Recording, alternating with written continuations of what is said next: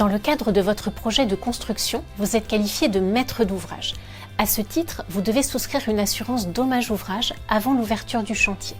Cette assurance couvre les dommages de nature décennale, c'est-à-dire ceux qui compromettent la solidité de l'immeuble, fissures importantes dans les murs, effondrement de la toiture, mais aussi les dommages qui rendent le logement inhabitable ou qui nuisent gravement à son occupation normale, rupture des canalisations encastrées par exemple. C'est une assurance qui a pour objet d'intervenir en préfinancement des dommages. Cela signifie qu'en cas de sinistre de nature décennale, votre assureur dommage-ouvrage vous indemnisera sans recherche de responsabilité. L'assurance dommage-ouvrage permet ainsi de procéder à l'exécution de toutes les réparations faisant l'objet de la garantie décennale, sans attendre une décision de justice pour statuer sur les responsabilités des artisans qui sont intervenus sur le chantier.